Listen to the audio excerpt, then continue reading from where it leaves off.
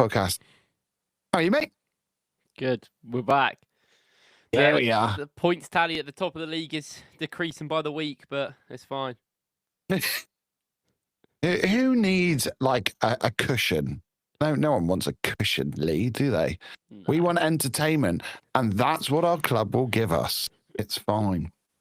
You've been up to much apart from, watching Club Brugge or Bruges, if you want to really call them that. I get saying Brugge like as well because like funny. Like everyone keeps saying, "Oh, it's Bruges." I'm like, yeah, but I spoke to a Belgian guy. He's like, "Oh, just say it like that." And I was like, "Yeah, I like saying things. I think how cool they are in cool ways. I don't like because there's a lot of like everything can be said in like I don't know, what is it, like the Anglo-Saxon way, like the English way, or like the way it's supposed to be in the country. And I like doing it completely different on each occasion. It doesn't matter. It doesn't have to be each one. It's like completely inconsistent, but everyone I think sounds cooler. That's what I do. Mate, I do that with Eze. And then sometimes I like hear myself say Eze. I don't even know what I'm saying anymore. I've got no idea. It's actually so funny you bring that up because he said his name was Eze. But I spoke to someone who's who speaks like the tongue of like the Nigerian people, like I can't remember, or the one that he says it's like the Yoruba thing, and they said to me that actually it's Eze, and he's saying it Eze to try and make it more English, and I was like, oh well, that's weird then, because I think it's more natural to say Eze. I just think I do. It sounds more natural to me, so I say it like that, even though I know he said it's Eze. No, that's interesting. I mean, I think 90% of the time I say Eze, and then every once in a while Eze just comes out, and I'm like, oh, okay, it's out there now. Well, they always change how they like. Every commentator says it differently. Like some say Eze, some say Eze. So I'm like always like, oh, they clearly. If every commentator is saying it different, there's clearly not like one way. I think of people saying. Oh, they haven't got a clue either. They haven't got a clue either. I guess. Which is why I think of Club Brugge, because I remember someone saying that in the commentary, maybe it was last year, and I just went, what? Since when have they been called that? Like, and now it's kind of stuck in my head now from that commentary. It's so weird, isn't it? I feel like Bruges is the more like their sort of language way of saying. I feel like Brugge's the more English version, just because of like, I think like you're saying the G's quite a lot. I don't know. It seems weird. But I wonder if it's the other way around and we're like butchering it. And we're trying to make it sound like, Bruges. I think it is the other way around, but I was like, naturally, I feel like it would be the other. But I don't know. I like saying it in funny ways. So, I mean, that was Was it, I think there was a film in Bruges as well, wasn't there, with Colin Farrell, like a dark comedy. Yeah, I haven't watched it. It's a good little film, that one. I mean, I love how we've started this and we've gone on to films here, 3 minutes in. No real football talk apart from pronunciations. Carrying on that line, you ready for Crimbo? You ready for Christmas? Or I'm not a big fan of Christmas. Like, I don't really care that much, to be honest. Like, it makes no difference to my life. I'm not like that. Like, I'm not like big into it. But I have been seeing a lot of family recently, a lot more nice in the last few weeks. So that's I guess been quite fun. So I guess that's the big thing about Christmas. It's not even as well. Like that cold, like right now, like it's like 10 degrees as I'm speaking right now is what my PC's telling me. Like 10 degrees, that we're talking at like 9 p.m, 12th of December. That's pretty good. Like, yeah, that's true. Actually, I haven't thought about that. It's been Baltic down here for a few days. It was like 2 and 3 degrees, and then it cleared up now. Lovely. Yeah. So it's proper football weather, crisp, like not a cloud in the sky. Like, I love playing under the lights as well. That's my favourite. The one my son's playing at the moment, go to his training sessions. Absolutely love it. Yeah. I used to love playing with like light rain, just like a light, I don't know, like a light rain. It just gives you like the drizzle. Vibe. Yeah, it's just my vibe. Yeah. No, I know what you mean though. Like Christmas has changed for me because I think I went for like a little lull. I was like, I'm not too bothered. Then having kids has like just completely changed it because just it's about, about the big guy coming and all the gifts, the tree. Like my youngest one is 2, so he's obsessed with Christmas lights as well at the moment. So he's just like buzzing every time he sees one. I do think like it's nice. Like I like New Year's. I'm really like a big New Year's guy, especially like at my age as well. Like partying, sort of. You can imagine. Like, I just like that sort of time. But I do think I don't know. It's like it is a nice time. I feel like it's like the thing I hate Christmas music. I just can't get along with Christmas music, and I think that's why it makes my mood down. Because I go anywhere and you're like, oh, the radio is music. Oh, no. No, I'm with you on that. My missus is obsessed. Like, she loves Christmas. But the house, apart from in here, the rest of the house is like covered in like garlands, and there's fairy lights everywhere. Mind you, we keep fairy lights up outside the house, not just inside the house, all year round, because she's that obsessed with it. But yeah, Christmas music, I just can't get behind. The only song I can get behind is Chris Rea, Driving Home for Christmas. That's a tune. But I think that's more just because Chris Rea's got he's got a soulful voice. That man knows how to sing. Anyway, football. Should we talk about football? So football's happened. Oh yeah. Yeah. Do we talk about one of those games? I feel like one of those games I would happily just dismiss and just continue. But, I hate Aston Villa. I just do not like mate, Aston Villa. They do it though. They play crap all season and win games, and they play well against us. And I'm like, oh, we got yeah. It's like their expected goals and stuff. It's pure Emery, isn't it? Yeah. It's so frustrating. I think I put out a video as well with the title, like, Same Old Story. And in it, two things I got picked up. One, because I said, going up north, and someone's like, actually, it's in the Midlands. And I was like, yeah, but to me, I'm literally at the most southerly point of England.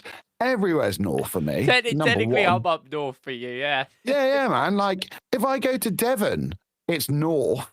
Like, most people go, geez, that's like proper southern. But no, that's northern to me.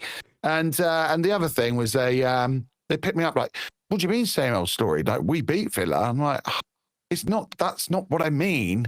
I mean, it's like that same feeling of like, regardless, even if we beat them, I never feel comfortable in that game. And I hate. And we also drew to them last year at the Emirates, didn't we? So that did. Yeah, I think so. It was basically the same story, realistically. We were like, in that case, it's just Villa, innit? They're just an annoying ass team. Like, I can't even lie. Like, I don't.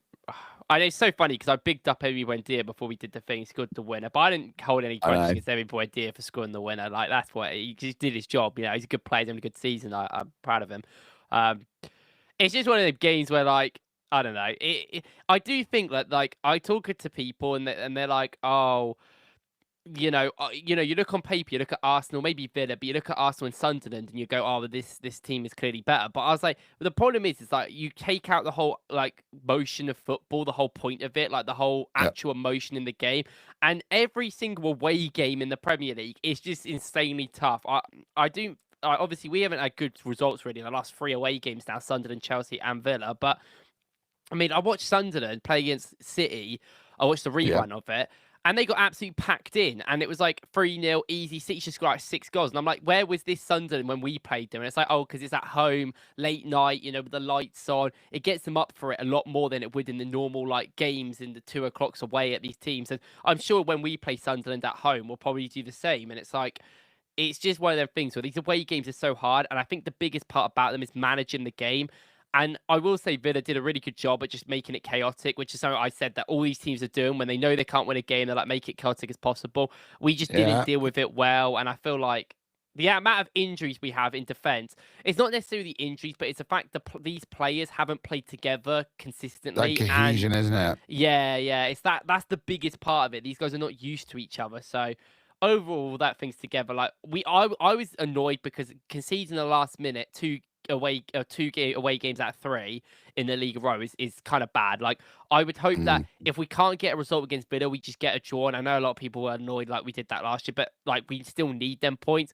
And we've now lost 3 points this season to Sunderland and Villa away in the last minute because we couldn't defend for about a minute. Like, in my opinion, that's quite poor. Like, I think we need to sort that out a little bit because we won't win the league if we continue just like dropping points like that. But other than that, like, I mean, yeah, some of the players were awful, but it was one of them games where I just kind of went, I'm not really going to take it like to heart too much. I'm not going to make much conclusions from the players. I want to see them come back and perform again. Because like as much as our team is tired, and we're probably speaking about the midfield and how tired it is, we had Club Brugge and we played a completely backup team, you would argue, especially in defence.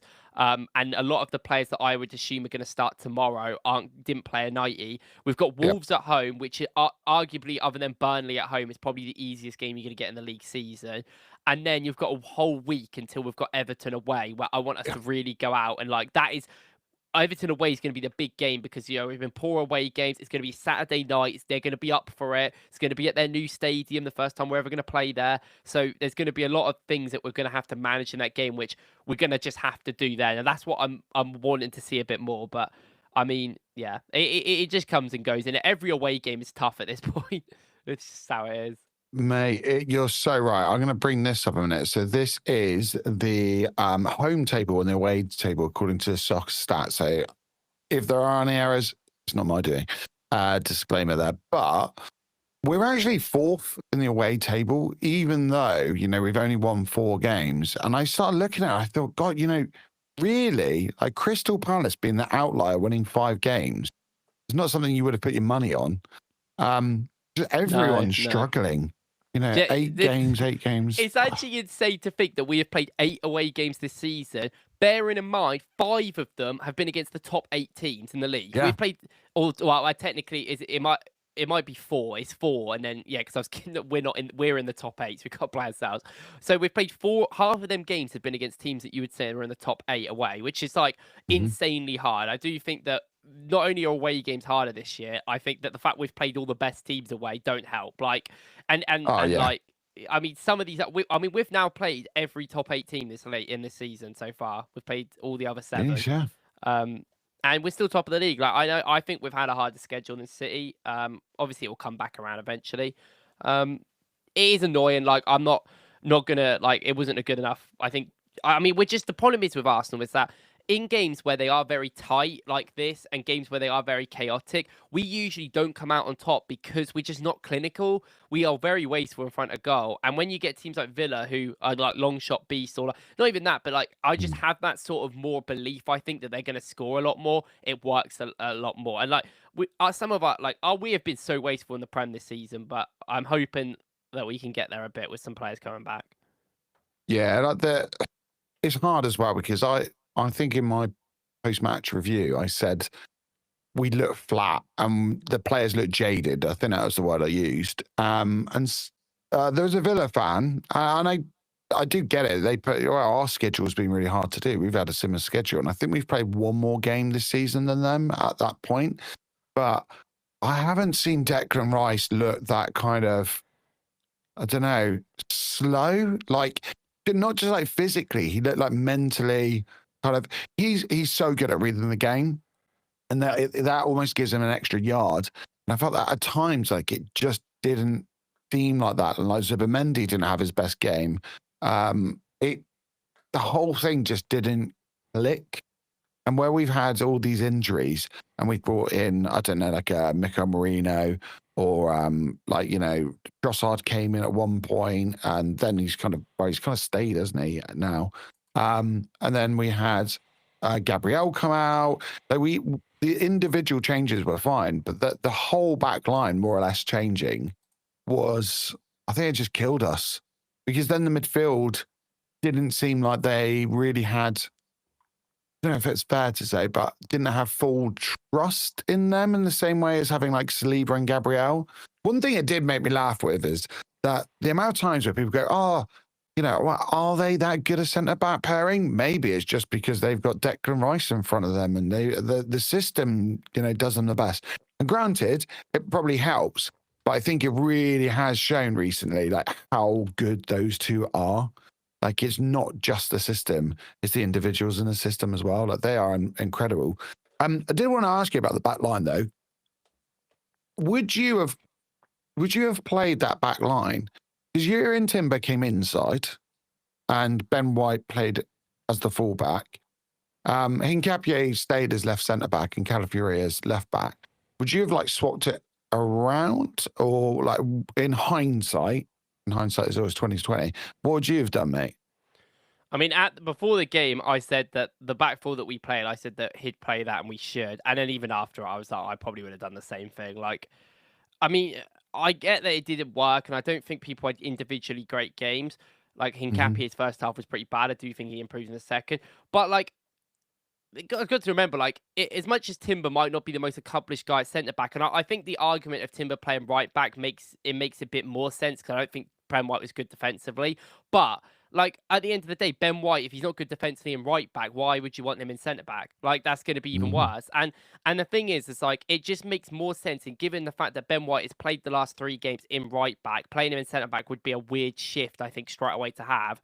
Hincapie has not played left back at all for Arsenal, basically. Yep. So playing him in there would be a mess. And a lot of our attacking work comes down to the fullback. So Calafiori, I mean, Calafiori's always going to play left back, like, because he's so just chaotic that we need that sometimes, which is becoming a problem itself. But we need that in some of these games. And yeah, it didn't work particularly in this game, but if we wanted to have any attacking notion or wanted to win this game, I think Ben White and Calafiori had to both play in fullback. So no, I don't. It's whatever. They did. Some of the individual players didn't have great games, but I don't think they would have had great games if they were moved into centre back. And also, I don't think that's Arteta's fault.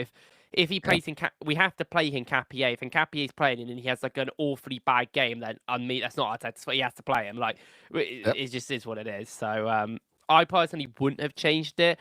I get the arguments of Timber a bit more than I do the left side. I don't really think Calafiori should be and Hincapie should be moved, but I just think it's too. You don't want to change your team. We know Arteta doesn't like changing too much anyway. Like going into games, he likes having the first 11 because I mean, we talk about Saliba and Gabriel. You're like one of the big reasons why they're so good together is because they have that understanding with each other.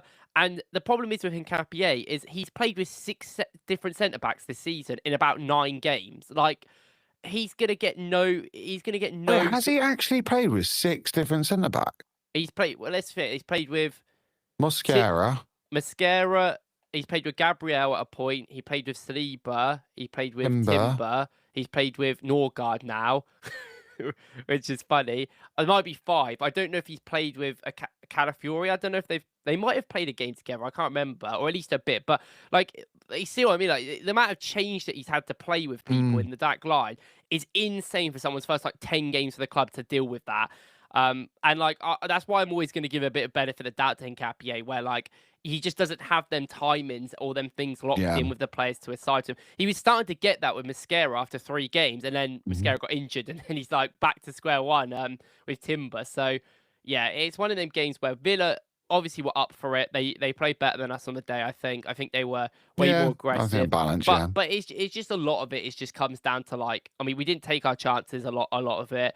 Some of the plays had bad individual performances, and the whole team didn't really cohesively work. Like, and a lot of little bits coming in. Like, yeah, that's why I said if I see that sort of stuff happen against Everton in next weekend, then I'd be more concerned. Because I'm like, that's 2 away games in a row. You've had time to sort of adapt and have players come back or whatever. You've had time to work on what you're going to do with this back line and the team. Like Odegaard, for instance, he's had more time then. But one game, it's like it happens sometimes. It's the same with the United game at the start of the season. Like I put that down to like we were rusty. We still won, but we were rusty at the end of the day. Yeah, 100%. It's so difficult because you just look at the team and go, where are the minutes played together? Like, because I think we sometimes look at individual names. You know, when you just look at a name, you go, well, Odegaard, he should be able to slot straight back in. You go, well, actually, he's played fits and starts all season. And then you're going, okay, so who's around him? And you go, okay, Zubimendi. So how many minutes in total has he played with Zubimendi? Kind of, and a player in Zubimendi who's doing a completely different role to our previous 6. And then you're going, oh, Ben White's back out at right back. But when was the last time they like really had a string of games together? Like, I know, like, you go out, well, historically they've played a lot, but in recent seasons, like, over the last, like, I'd say 18 months, I'd love to see the amount of minutes they played together. Then you're going, okay, the whole back line is a mess in terms of cohesion. And then you're going, then Eze's going out on the left. So that's another thing that's, like, is another variable that we're not used to. And then you got Mikel Merino out front, who I just think, for all the talk of all the good work he'd done, like, my God, did he undo that quite quickly? Like, I don't I think know.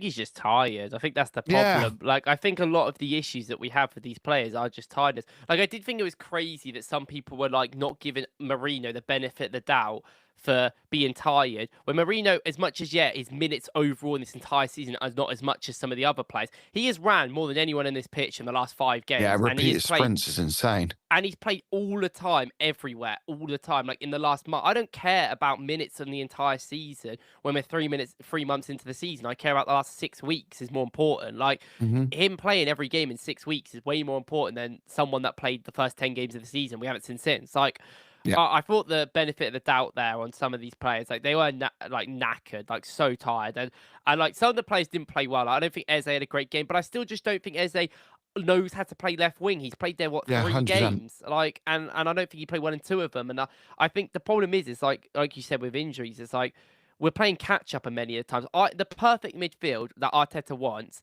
that we'll go into later. I spoke about it in a video today. Is Odegaard, Rice, and Zubimendi. That is his perfect midfield. But we've only played it like what? They've probably played about 150 minutes together, like if that. Hmm. And like that's just not when you're playing a game away against Villa. Suddenly you've got to play like really tough. They're like on you a lot.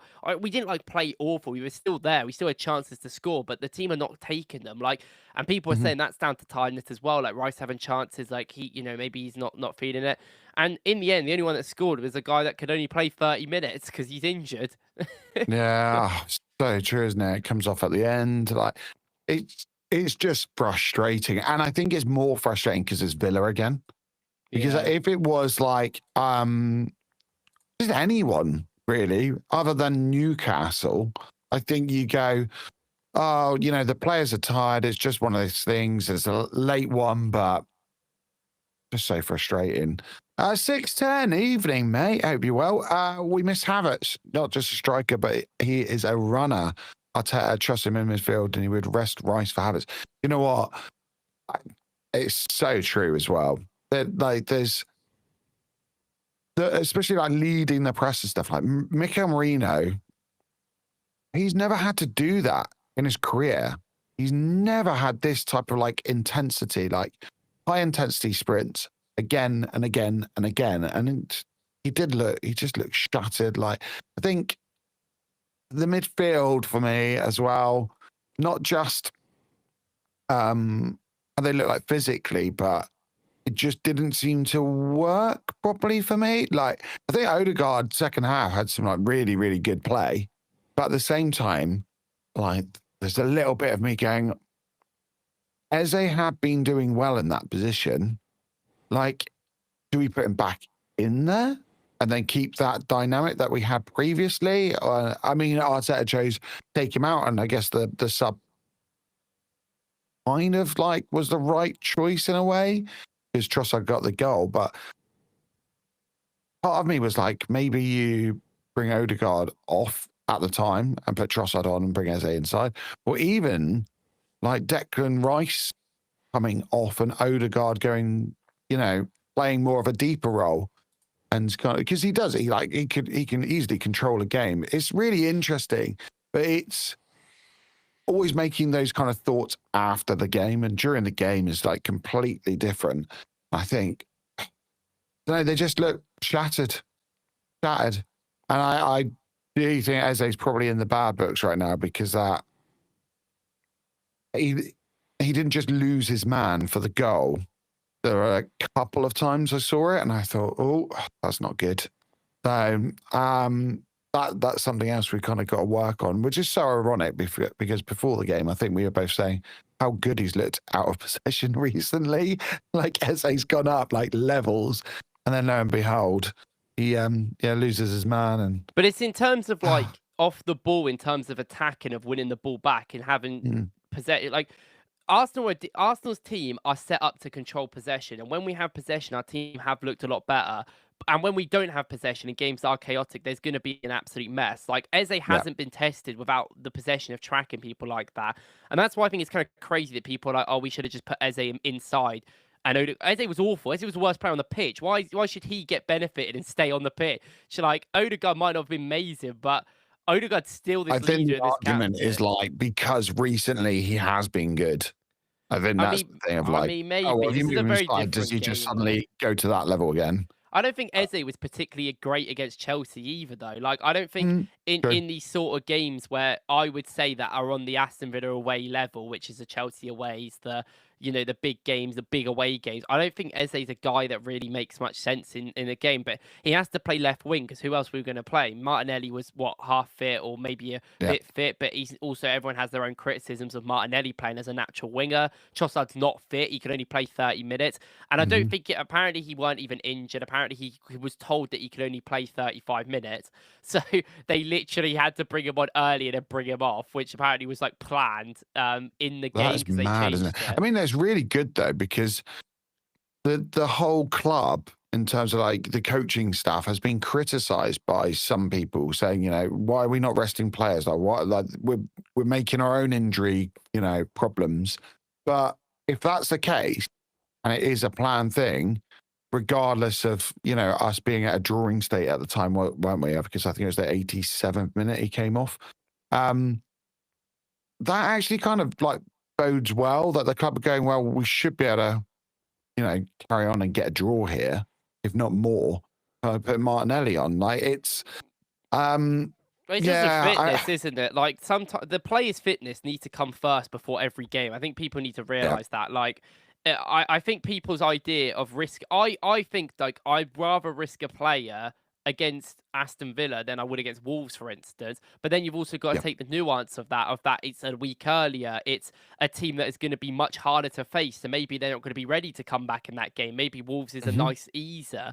Like there's so many other aspects, but I don't think the fitness of these players should be wasted for one result. And I think yeah, like we shouldn't have lost the game, and I don't think that's anything adjacent to Trossard coming off for Martinelli. But I think that like I just think like the team overall, if we are in a game where it's 1-1 and people are like, oh, but we like if Saka's tired, bring Saka off. I don't care. Like we are beyond the days of Saka having to carry this team, and a lot of the time this season he hasn't. And not even the fact of that, even if Saka was our best player and we're drawing 1-1 and it's the 80th hmm, minute, we have enough players, one, that can come on, and two, fitness, we just have to do it. That's the big issue that yeah, Arsenal have for years, where Saka's had to play every minute, Saliba's had to play every minute. It's like, just don't bother. And I loved against Club Brugge how you could clearly tell who's not going to start and who's going to start against Wolves, because every single player that I thought, oh, he's probably going to start, he brought off. Like even Ben White in the 82nd minute, he brings him off for Marley Salmon because he's like, well, Ben yeah, White's probably going to start at the weekend because he has to.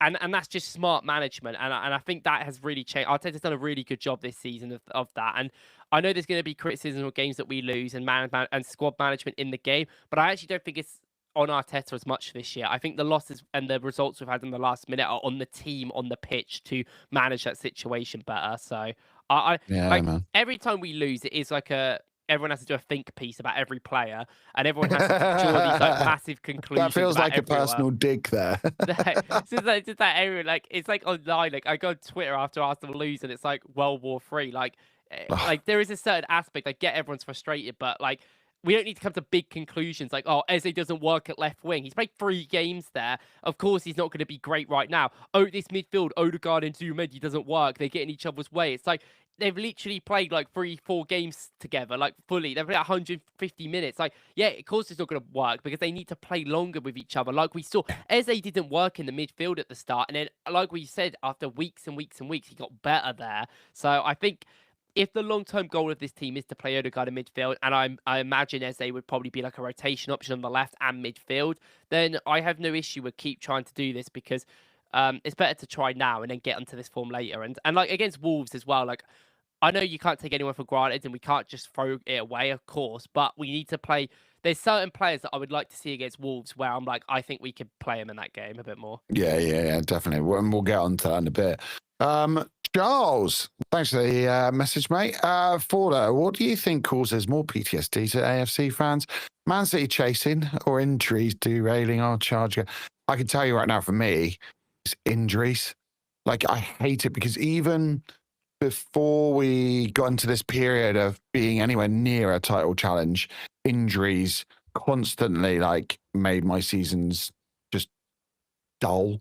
So, like, it would say, I don't know, the Wilshire injuries. I hated it because I loved just watching him play. It didn't matter how bad we were as a team. Him picking up the ball on the turn, beating a man, I absolutely loved. Absolutely loved. And it has been going on far too long. Like, I know there's been rumors about the whole training pitch. And then I think England, when they used to go there and train, there are a lot of like England players that used to say, oh, actually, I don't feel great after playing there. So there's that thing going on. There was a whole problem with the medical staff, and we cleared the whole medical staff out at one point. But injuries just drive me nuts. Because it's like at the moment, we have got a fantastic squad. We've got a fantastic squad. However, no team in the world has ever been able to kind of lose like a cluster of players and then play at the same level. You just can't. You can lose like one or two players in, different locations. You'll be fine. But to like basically lose your whole back four, like, I mean, bar Calafiori, and then exactly the same up top, lose all your front three more or less. It just drives me nuts. Like, and Man City, the other thing is with Man City, them chasing, for me, that's only happened a couple of times. So I've always had like, like the tussles with United, like that type of thing. So like City is like, to me, I don't even really acknowledge most of the Premier Leagues. That a bit harsh. So with the 1-1-5. I mean, Man City have their own problems. Like, I think people look at them now like they're invincible. Like, as someone who's watched like the last 7 Man City games in a row, like, I don't think they are. I think they've been playing a lot better. I think they've finally got Ray and Cherky working in this team. But it's the same thing when they play away against. They lost to Villa away, literally like a couple of weeks ago before we did. Like, it just happens. Like, if they did Bayern Munich lose against Villa as well? Last year, yeah. Yeah. But like that place is hard to go to. But sorry. If some teams like I don't know, Man City are just like whatever. Like, I'm not worried about them at all. Like, there is a certain level still. If Erling Haaland gets injured, they are absolutely going to be not at the same level as they are. Like, that is a fundamental fact. I can't say that about any Arsenal player because we get every single player gets injured, so we don't have to do hypotheticals because it's just natural. I do find it funny with the. I get so bored of the injury talk because it is frustrating with the injuries that we have. But I hate it when people do like every single injury we get and they kind of go, oh, it's the medical team. Like, one of our medical teams leaving, everyone's going, yay. It's like, no one actually knows. Like, if this guy, like, I think the injuries are the thing that we probably know the absolute least about. And also, like transfers, loads, like training, like systems, like whatever it may be. The injuries, we've got no idea. And there's so many facts. Like Mascara's injury, we actually all know what happened. He's like landed on the floor and he hurts his ankle. And I've seen people say that and go, oh yeah, like the medical team, you've got another injury, Mascara. How is that any of the medical team's fault when he just lands on his foot? That's like me falling down my stairs and blaming it on my employees. Like, what? Like, that doesn't even make any sense. Yeah. And like some of it, like I would be a bit more suspicious about, like the Saliba one. Oh yeah, a couple of days in training and we haven't seen him for 2 weeks. Like, that to me is like, okay, what's going on? But like with the Gabriel one, he gets injured for Brazil when he was already managing loads. He played loads. Like, we know that happened. Like, that's just like, that's not even our fault. Like, that is just, sometimes it comes down to the players, but sometimes it comes down to just luck. And I know people don't like that because people want everything to have like a reason why it's happening, like in generally. And I get that, but I don't know, some of this is like, some of it is fine. But look, we get to see other players play. Like, I don't know, Gabriel and Saliba being out at the same time, like Saliba not being here for 3 weeks. I'm hoping he'll be back forever after this because I get them, they're not risking him. Like, do I think Arsenal should risk Saliba tomorrow? Like, if he's fit enough, put him on the bench. But I don't think he needs to start against Wolves, I don't think that needs to be a risk that we need to take. I'd rather him wait for Everton next weekend where we're like, okay, there we can bring him back. But I'm sure that people will still be asking the same things. But, I mean, the worry is we have only got like 4 fit. Well, not fit. Well, Calafiori suspended. So we've got 4 players in defence that can actually play. Unless if you're counting like Norgard and Marley Salmon, who might be probably going to be on the bench. So. Yeah, they probably will be, won't they? Which is nuts. I mean, it's great in a way, but like, it's funny that I look at the whole Madueke deal. He has benefited massively from injuries. Like, if at the beginning of the season there weren't certain injuries, he would never have been able to come in, hit the ground running, show what what he's actually about to Arsenal fans, because there are so many Arsenal fans that were not even like against the signing, but Wow. people just went way over the top with that. And I think it's been really important for him that we've had certain injuries, but The just want to reactionary quickly. of the fan base is crazy, by the way. Like Oh man, against Villa, yes, he made that poor decision late on, and everyone was talking about how bad of a signing he is. Then he goes and puts an absolute unbelievable display against Club Brugge and scores our best goal yeah. of the season, and everyone's like, "What a player! It's all about the coach." And oh my god, just shut up for 1 second. And he's like, always had that strike in him. Like yeah, that's not like a sudden no. Whoa, actually, like his ball striking is very good. Charles has put Mikel's admission that training doesn't affect or cause injuries because they hardly train due to 3 matches every week. Is it digestible? What exactly are training staff doing with the team then? I mean, yeah, they don't train. I guess with this, like sometimes, you said about Mikel and it'll be days and they'll be back. I mean, Havertz has had how many setbacks now? Like it always happens. So I never really take what he says as gospel. I always take it with a pinch of salt. But I think he probably means that in terms of like loads, the load is quite low for the players. Because they obviously do a lot of video work. It's not like with Wenger where it's like, hey, let's go vibes, lads. Go out, all attack. So I think of it, a lot of it is like that. And a lot of it is one-to-one training now as well. Like, and training in small groups. So just to work on certain things. I think when it's that high, like high demand, so we're playing in Champions League, we're playing right at the top of the Premier League. We've then also got the other cups. We were playing like a hell of a lot of games, let's be honest. I think he probably just means it's not these like mad intense things. It's not like Murderball with Bielsa and just killing the players. They don't train that much. That's what he's trying to say. Like they don't train the day after the game, and they don't train on the day of the game. So if you've got a game on Wednesday, you're not training Thursday, and then Arsenal will be playing Saturday. You'll train on Friday morning, afternoon. That's it. 2 training sessions. Like that's what he's trying to say. Like active recovery and. Even then, like on the day after training, after the game, I'm pretty sure they do nothing in the morning, and then on the night they might do like video review or something. But it's not like gym work, maybe. But on the whole point, the day after a game is supposed to be a recovery day. That's the whole point of it. So it's like yeah, like if we are playing every 3 days, they are literally training like once a week or twice a week, like in days. I know like every session you can say like 2 or 3 a day, but yeah, they're not training that much, so he won't get to see the players, and I'm sure that's what it's like. I'm sure, he probably hasn't seen Saliba in like a while because they're such a joint connected. Like especially if you've got to travel as well, you might have to go like, especially we've got to go abroad. We've got to travel like a day before as well. So you can imagine there's not a lot of like leeway here in terms of actually playing and injuries and stuff. So I don't know. Like I think that Arsenal are in a position now where I think. Maybe not Havertz yet, but I think if Saliba had to play, they would play him. I think last year we would have been playing him at these games to force him in, but I think the club is so wary of doing that now, and they're giving everyone time. Like Trossard, for instance, 35 minutes, that's it, you're off. Like we're resting you against Club Brugge.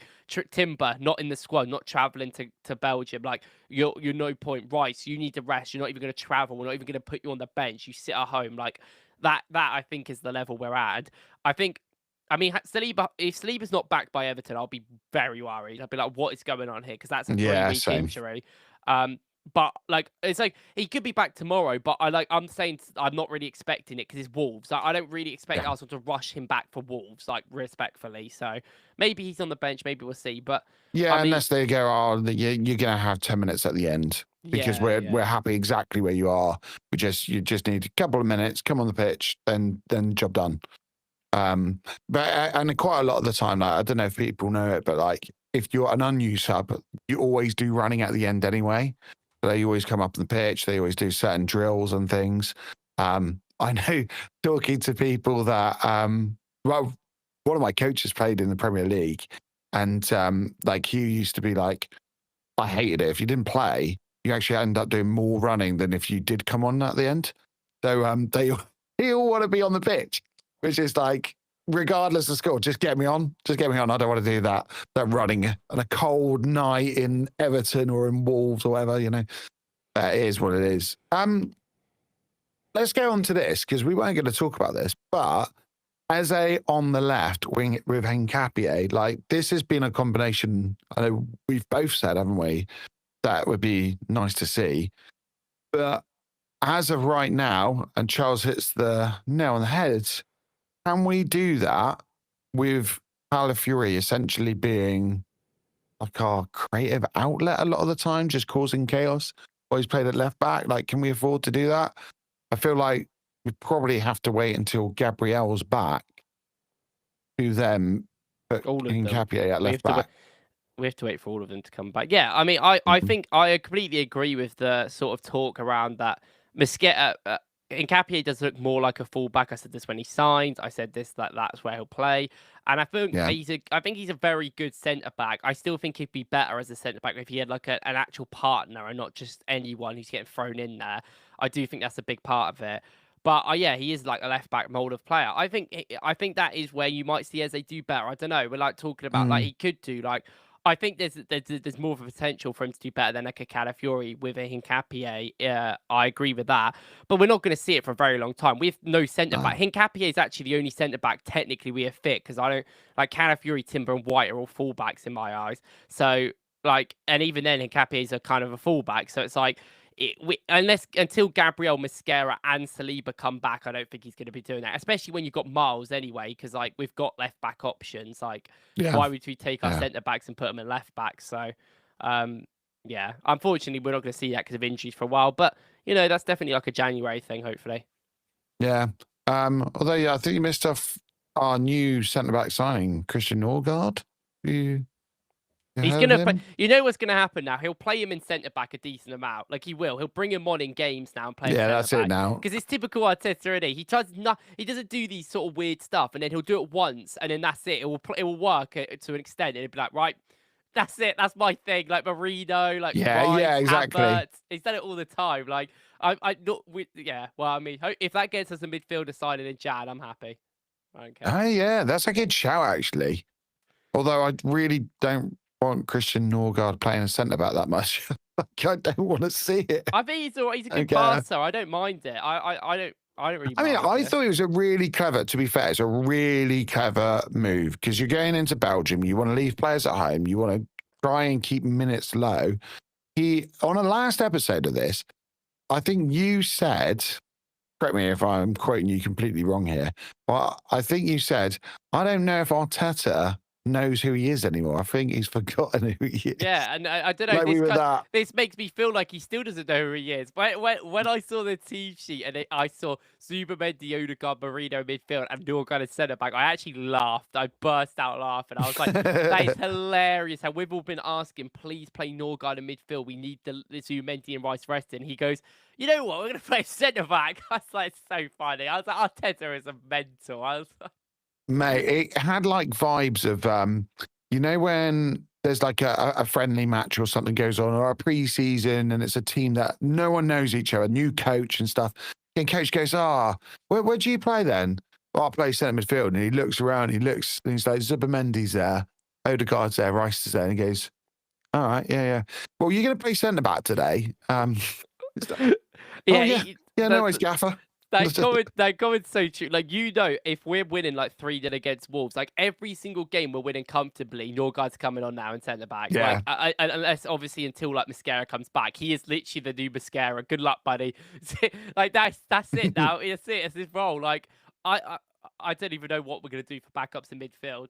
You know what? Mad shout here. If Mosquera doesn't come back for a little while now, and we do get other players back, I can imagine Norgard as well being like some kind of weird right back that we play at times as well.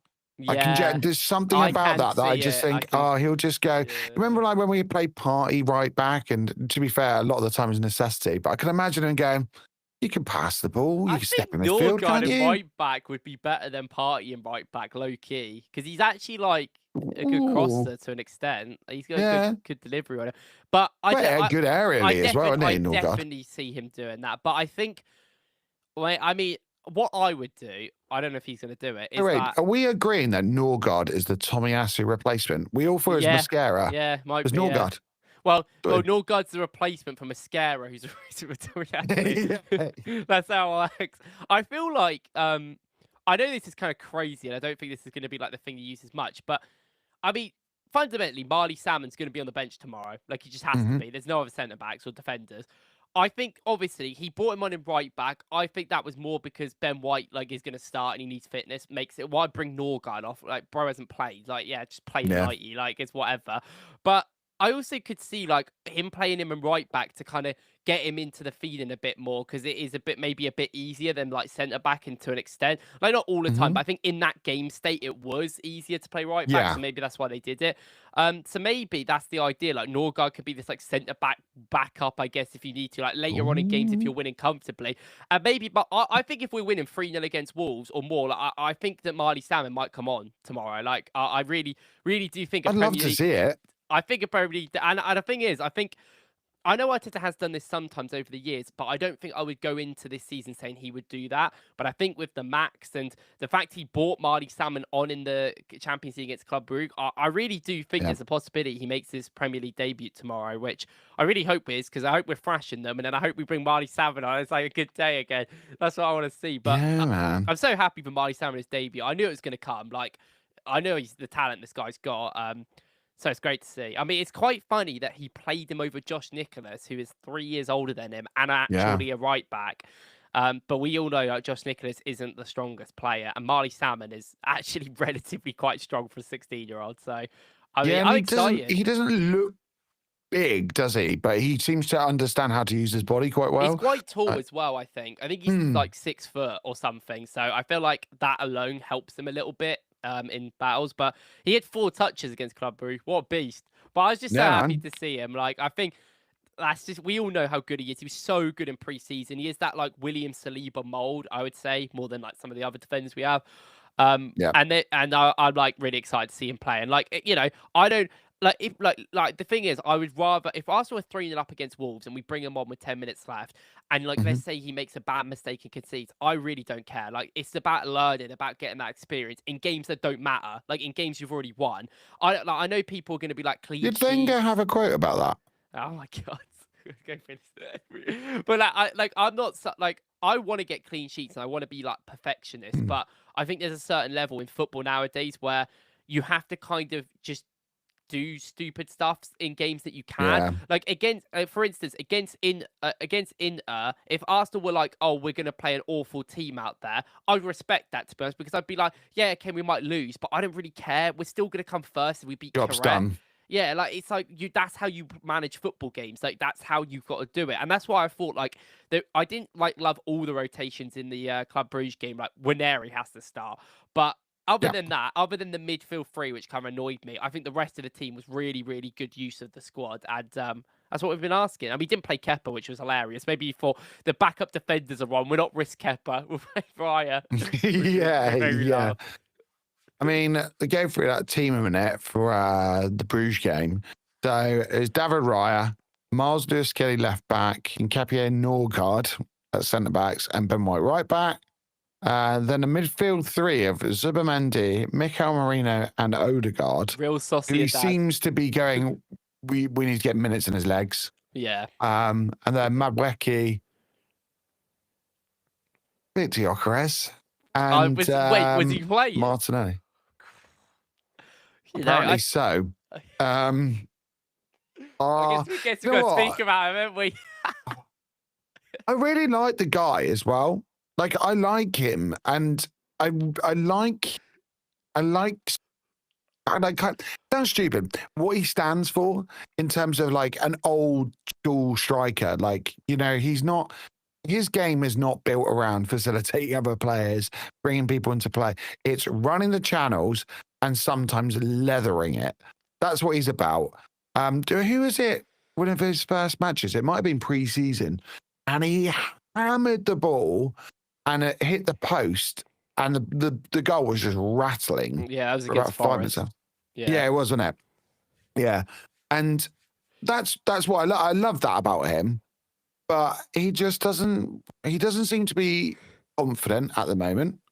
And when he first came in, I thought he had like not an air of arrogance, but just like he just had some kind of self-confidence. Well, you know, like when there's the interview and they said, "Oh, what do you want?" The last-minute winner, a hat trick. He said, "I want a hat trick. I want to score goals." And then he took the number 14 shirt, and I was like, "Yeah, fair play." He did the hair thing, didn't he? With because he saw the comments, and I thought, "Oh, okay, you've got the minerals to take on this job." Essentially, and try and usurp Havertz and lead the line and get us to our first title in 20 years. So, there's something about you. You might not properly fit the system, but I want to get behind you. Like, I love that story. And then this game was just dreadful. And I just felt sorry for him at one point. And then after that, I was like, oh, do you know what? Just hook him. I can't watch this anymore. I just can't do it. And that's just horrible, isn't it? When you're a fan of the club and you're like, oh, just please put me out of my misery, just get him off the pitch. Like, it's so bad. It's so. Like, you said Jesus is the best forward at the club, according to one of your videos. I think when all our what I meant by that is I think when every single striker we have is on form, he's the best one. I think when he's on, I think when they're what's playing, happened to your boy Havertz? But Havertz has been way more consistent than Jesus. But I mean, like in terms of that, like peak with Sin, like I think he is the best peak out of all of them. I mean, Havertz isn't really like a. And he get back to that peak though. Well, that's the thing. That's the thing that like is the big conversation where it's like I'm not sure. I do want to touch on Gyökeres first. Like I think. I thought I moved the conversation away from that. I think like against Villa, he came on and was bad, but then I also think Merino was bad. I do think in games that he's come on in recently, there's clearly been a lack of confidence. As soon as he kind of didn't have it, he hasn't had that consistent of playing like he did at the start of the season. Like he was getting slowly better over time. That Burnley game was great, and it just seems like because of that stop he's had, it seems like it's taken him a long time to get up because he hasn't. That was his first start, was it? Club Brugge, yeah, because he hadn't started any of the other games. Because Merino's been started. So I do think there's a certain level of that. You're right with the confidence. He looks absolutely devastated at the moment. But I actually think the Club Brugge game is the worst game I've seen because, like, this comment is hit the nail on the head, isn't it? That is bang on. Everyone's been going. You know what? It's funny because I put in the title and I was like, oh, do we have to even talk about it? I thought Gyökeres must score. Like, it's so true. Everyone's going. It is mental how some people have been going, oh, he's a complete failure. And I'm like, hang on, how many games has he played here? And we're just new player to the league. Nah, sack him off. He's done. Yeah, sack him off. He's done. He's only playing for the best team in the league. It's rubbish. Just so weird because it's like I look at like some of the games he's played bad in, i.e. Fulham, Chelsea when he came on to an extent. He was okay at Chelsea, I guess. But like Villa, like these games, as much as he was bad, I think I can kind of give some sort of like benefit of the doubt to an extent where I'm like, okay, I can understand. Against Club Brugge, against an opponent that I think he played Ancelotti maybe last season, but he destroyed anyway an opponent around the same level, an opponent of that level where he should be dominating, which is one of the reasons we got him in. I felt like this game was just awful. I felt like it was one of the worst showings I saw from him. And the biggest part about all of it is how I can explain it is that he just felt non-existent. And I think that's the damning point about it. People can talk about him not getting the out, him not getting the service, him not, getting found. That's fair enough. Him making runs and, no one looking at him. I get that. But there is so many times in this game, unless you watch it back and look at Gyökeres specifically, which I did, you forget he exists. You forget he's in the game. He had 14 touches in this game. And I know Jesus said more, and we all get on Jesus. I think that's largely down to game state, I will say. But there was one time in this game where Gyökeres came slightly deeper. We passed it into him. He held off the defender and he put the ball out wide. And one of the big things from that is like I was like looking at his movement after that. I was like, that's good, but what does he do after it? And I was like, he goes on the overlap. And I was like, okay, I think this is just a poor way of using Gyökeres, and I think it's a him problem. In Sporting and in Portugal, a lot of the time he would do these sort of inside, he'd hold the players off, he'd put the ball inside and he'd overlap his players. Like we were mentioning, that shot he had against Forest come from that sort Yep. of angle. Now he needs to stop shooting from these angles. He in his head thinks that's the best place to shoot because he scored so many goals in Portugal from them angles. You're not Ollie Watkins. That is not a great angle to shoot from. And it isn't generally unless you're like Aguero or Watkins or whatever. And one of the big issues is that I'm watching him come deeper and actually get found and actually do good play when he does occasionally, hold the ball off and play it out wide. And then he goes down the wing, and I'm like, what is he doing? Like, I think that's just a poor use of his skills. Sometimes it works. He creates a little bit of space. Noddy gets some space. He had a shot against Club Brugge because of this. Come inside, almost scored. But it Mhm. rarely works. We're not passing it to you on overlap. We're not, you're not a crosser. You're not a guy that can go out wide. You're not Jesus. You're not a Havertz. You're not a Yeah, not Merino. Thierry Henry. Yeah, you're not worried. Like, you need to be in the box. That being said, his box movement at the moment is dreadful. I wanted to say this to you. Right. I've got a question for you because yeah, bang on. If you were percentage wise kind of in balance, how much is weighing on the fact that he's not getting the service that he wants? And then on the other side, his intelligence in terms of, box movement, because I think this game brought it up even more for me. Like I watched and went, I mean, I never played that level, but I'm looking going, and I was someone who liked to drift out wide, and I'm going, what are you doing? And that wasn't even my game, and I'm picking that up. So, like, which way round is it? Like, which way are you weighing heavily on? Is it the service, or is it his runs and his choice of movement? It's funny because I think as the season started, my percentages have actually like flipped in a sense. I think at the start of the season, it was way more he was making runs and not being found, probably about Yeah. 80 to 20. And I genuinely think now it might even be I would say it's probably about 70% his fault at the moment. And I do think there's a certain level of like they aren't still finding him, but I just think his runs are awful. So that's why he's not being Mm. found. Like there was a moment in this game in the first half where I think Madueke gets the ball out in space on the right. I think there's a lot of space in the middle. It's just Gyökeres pinning the defender back. All he's got to do is a one-on-one. And he takes ages to make the run, and he finally makes it, but it's just this burst to the front post. And I think he gets a shot away, or I think he gets blocked, or he goes out for a corner or whatever. And I was like, in that moment, I never thought Gyökeres would score. And that is, hypothetically, the best moment he should have to score a goal. That's where you want him, Yeah. and where I expect him to be better, which come before he came into the club. And I was like, that to me is inexcusable. The Madueke goal, people have rightly pointed out, is a big part of it as well. Like, I'm not saying that he should be the one running back post. I don't think that's always his role. I think he is. If you watch Gyökeres, I don't think he likes running back post at all. He's a guy that likes running No. forward, like front post or like into the middle. He But needs to see the picture. He's yeah, not someone to, yeah. but he just doesn't move, does he? Like in the goal, like it's not even like he runs to the front post or he goes into these areas. He's just got a static, isn't he?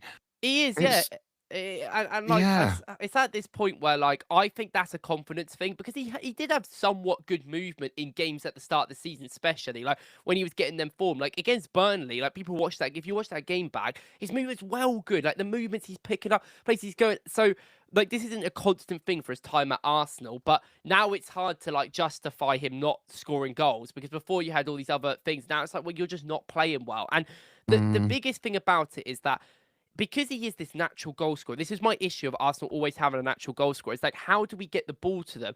We all talk about Jesus, but Jesus, he had 3 shots in this game where we're all quite, like, other than the one that hit the bar, the other 2 are quite poor and he should probably score from.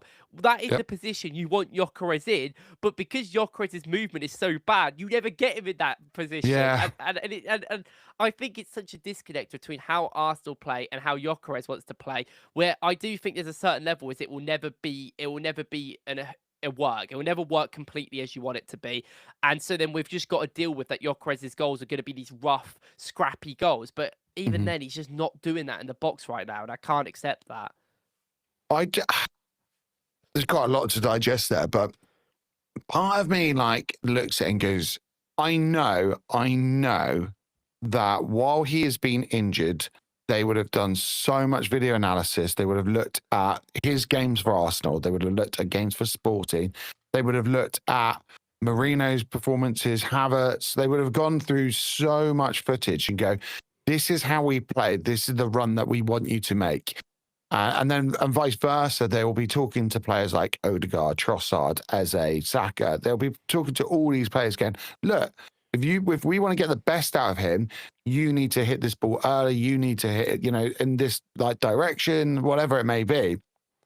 But at the same time, as much as he is probably picking up this information, I do wonder how much of like a pure instinct player he is. And it's almost like that overthinking of something, like, I don't know, like when you learn a new skill, like, I don't know, you go and play golf. If I had someone saying, you need to hold your club this way, you need to like put your feet here, you need to swing it back there. Oh, don't forget about like bringing it all the way, all these different things. I'm not a golfer. I'm going to stand there just going, there's too much. Give me one thing and just let me concentrate on that for a while. And I do get the feeling he's someone that's almost overthinking things as well now.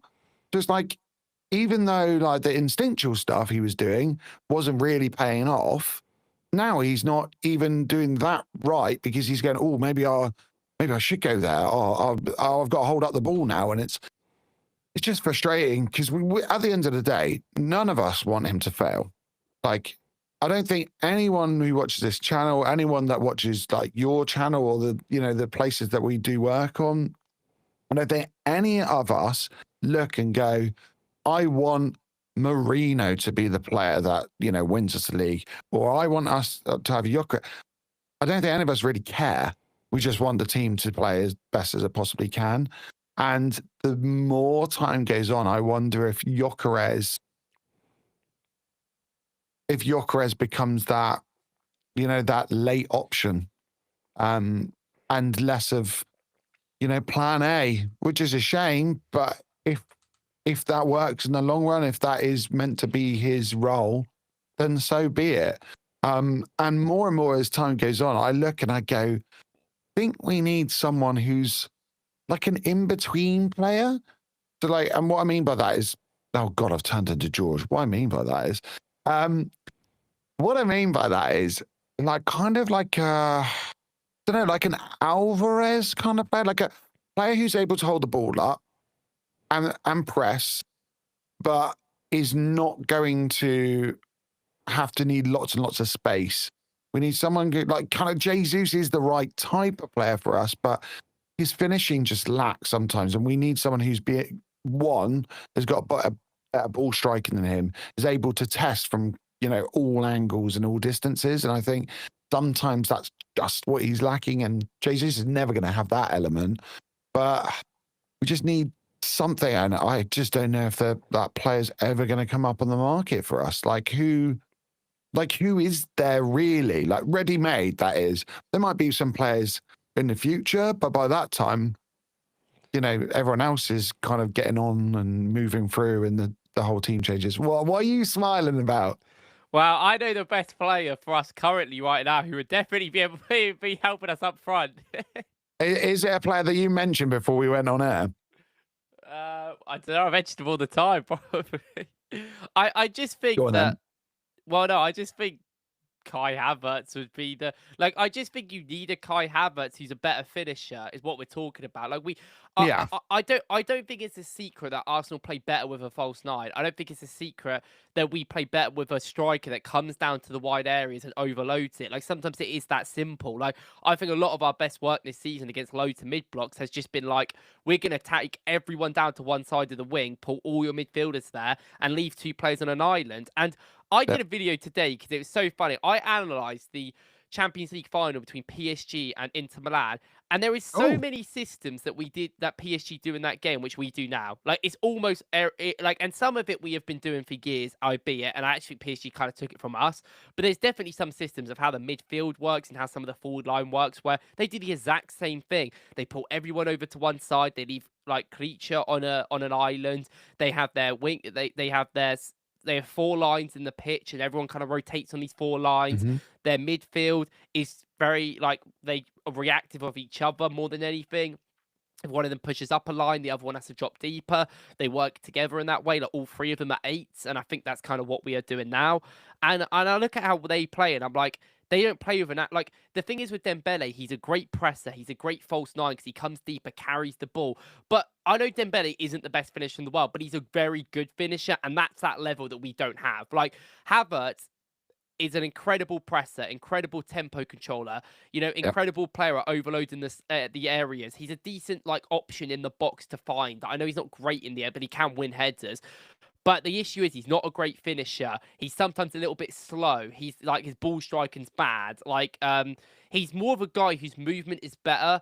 As he's a guy, he's a bit like Merino in a sense, where I talk about when they make movements, where instead of being that guy that's really good at making a darting run into the box, he's really good at making a darting run to take someone away from the space and then have another guy that kind of like sneaks in. Like I think Yep. Gabriel Jesus is the best natural striker we've got, barring Gyökeres, at that movement hypothetically. And I think that's why Havertz and Jesus always work really well together. Because in the games, by the way, that Havertz and Jesus played together, like 4-3 Luton, 5-1 Crystal Palace, like because like we just cross the ball in, Havertz would run front post, he'd take all the players away, and then Jesus would be back post Hmm. with a tap in. Happens all the time. And I always thought like this is why I said earlier, like I did a video a couple of weeks ago, like a month ago now, where I said that I would really like to see Gyökeres and Havertz work together because I really think Yeah. Havertz is the perfect like substitute to help Gyökeres. Now that does mean that we're gonna have to do some fancy stuff with the wingers or midfielders like to get them in the team. But I like how that would work. I think Gyökeres needs that, and I think Gyökeres a lot of the time. Last week we talk about duos and connections. I think he really has got that connection with Trossard and Calafiori. And when Hmm. maybe, Trossard's a little bit injured, he's not playing to the best or not in the team that much. Calafiori's not in the team as well. Like neither of them played against Club Brugge. I do think Yep. that really limited him. And I think that is something he really struggled with. So, I No mean, Eze either. yeah, I mean, he's Yeah, not that's. playing with players he really has played with at all. And I know that's not an excuse to other players. That we're not looking at Madueke and going, well, you've not played with Ben White much, 2 games, and they've been really good together when they've played actually. But like I know, but ultimately, like let's be honest here, Madueke is a very, very good footballer, and Gyökeres is not at that level. Gyökeres has never been at that level, and he never will be. And I've never said that he will be at that elite level. I think people's perception of him coming in as this big money signing up front always worried me because I was like, he's just not that guy. He will never be that Yep. guy. He will never score loads of goals. But we can make it work in its own way, and it was working to an extent. There is games where he played really well in. Mm.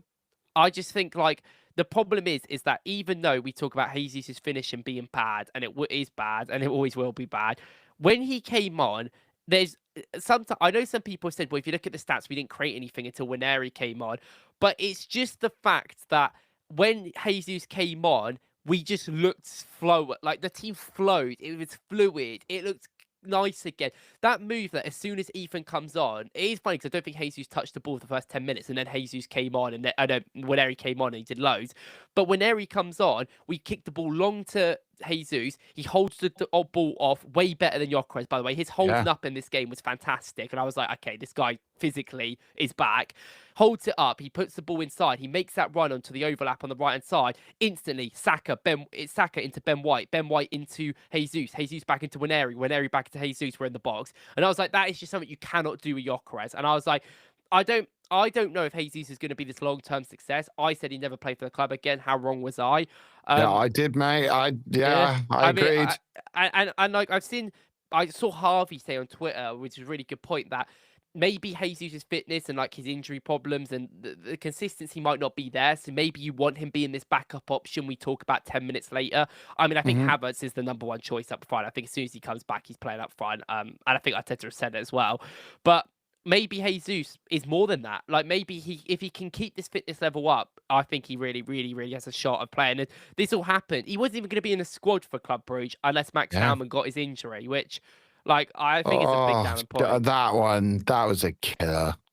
That what? 2 months Really? out. Like, I yeah, just thought for he's me, going to it play was like like twice. I was like, oh, whatever. yeah, I know. I just feel for the lad because it's that thing Yeah. of like, I just don't want him to have anything hampering his career. Like, I don't know. I get if that, it I was get like, that. say, if it was Marley Salmon, and this sounds awful, please don't take this out of context. With Marley Salmon, I would kind of go, okay, I'm sure you know you'll get through the injury and just continue. But there's something with Max, and maybe it goes back to the PTSD question we had earlier from the guys. But just look at him and the type of player he is, and explosivity. I can't get that word out. The way he plays is quite high impact, isn't it? So I just go, I hope it's not another like thing that ends up being a niggly injury and goes on for a long, long time. But I'm sure it won't. I think it's 2 months and he's back, isn't he? But we'll wait and see. There we go. There's my little I do always rant say about I injuries. want to like I just saw so many tweets about like people talking about how Gyökeres occupies the 2 centre backs. Cool. I mean, like the thing is though, like we knew that he was going to do that, and that was one of the big reasons I wanted to sign him. And he does do it, but that's just more of the. I don't even know. Like it's hard to give credit because it's more of just who Gyökeres is rather than him doing it. If it makes sense, like he is not. He is a striker that wants to be on the last line, so he's pulling the defenders towards him. I'm not gonna lie to you, Nicholas Jackson can do that. Like, name any strike. Eddie Nketiah can do that. Like I know that like More Arsenal never. reputation than. And like like Arsenal haven't done it consistency and it is helping, but there's still a certain levels we need link up play. Arsenal could do without someone pinning the 2 defenders, and I'm sure we'd still be better than a guy that's not useful. 14 touches in 60 minutes is just pathetic. Like I think when I looked at SofaScore, I double check. I think they had it as 12 even. oh my god. I mean, it depends what you class as a touch. And it's like he's just not like involved in play. Like I know that Jesus 12 touches, possession lost 4 times. like I know Jesus played. The comparisons between their stats have to be taken in context because Jesus did come on when the game was way more open because we were 3-0 up and they were just leaving gaps. But when you watch it, you see Jesus pick up multiple different positions all around the pitch to help the team. You know, it doesn't feel unnatural for him to play right on the right side. I mean, Jesus, if anyone noticed, but we did the 22-23 rotations again, and Martinelli played up front, and Jesus played on the left when they came on. All of Jesus' chances are coming off that left, and we played Martinelli in the middle, which we've all wanted. And just things like that, like, it just seemed more natural. Jesus should have got an assist for the Zumendi/Wineri chance later on, but he just seems like he's a dribbler, he's a technical player on the wing. I don't think it's the perfect thing for every game. I think there's a game for everyone. I think Havertz is the best. I think Havertz is the one that makes the most sense for our setup. And I think Havertz is the consistently best striker out of all of them. I think Jesus is the better peaks, but it's about getting him to them peaks. I think is what we talk about. Is it consistent?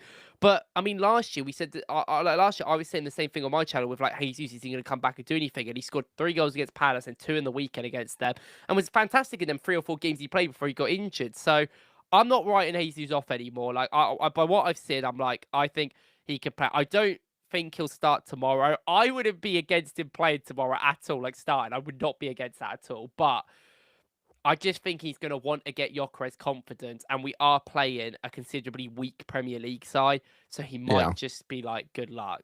But yeah, I mean, that brings us in quite nicely. Let's go through the injury update because Arteta did do a little update. So Arteta has delivered the latest news and the fitness of several first team members as we prepare to host Wolves. About William Saliba, we have to wait and see. Any surprises there? No. I mean, I don't think we will see him, but there we go. Also about Timber, who missed out with a knock. I don't know about that. Again, depends how he feels. I mean, I think he'll be back when he and Timber. I don't think there's any chance of him missing this game. And then if he's not fit, Norgard will have to play centre back. Bear that in mind. I think it'll be fine. I don't think Norgard's that bad, and I think we're playing Wolves. But I'm not. I don't really care that much. I don't think it's that deep. But do we play a centre back pairing of Hincapié and Calafiori? Calafiori suspended. And oh yeah, Oh my god, It will is be nuts, isn't it? it will be Norgard. I'm not that I think Norgard's actually like better foot. That's what I've been saying. I think Norgard's a better footballer than what Arteta thinks he is. He's played him. He's alright. This guy was starting for Brentford. This guy's fine. I think he I can do the mean, job against I Wolves. thought this is. I mean, we talked about it earlier, but I think that comes down to the mentality of the players, the intelligence of a player like Christian as well, and how to fulfill that role. In the morning, you tell him, surprisingly, that he needs to play in that position because we don't have another one to play in there. And then you need to fulfill that role. But we've got loads of examples of players who play in different positions, like Mikel, like many others. Here comes the Norgard defensive duties.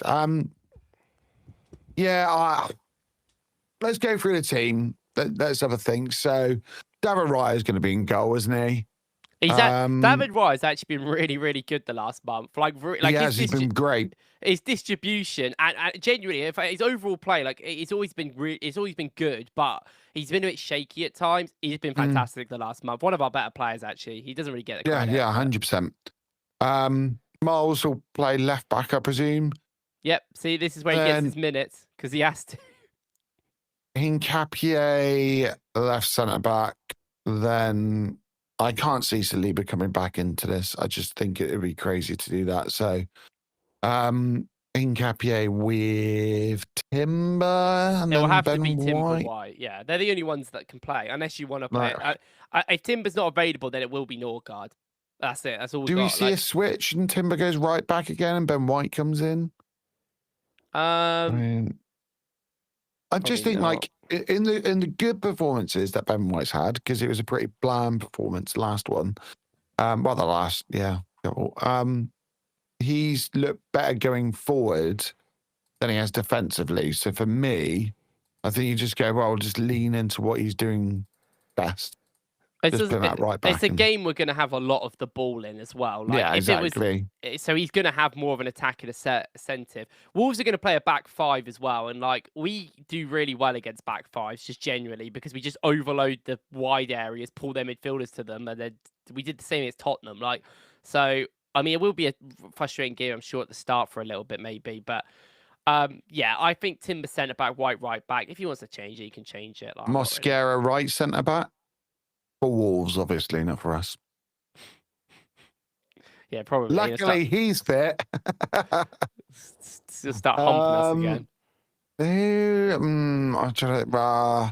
you think Zubimendi will play this game? Nope. He played 90.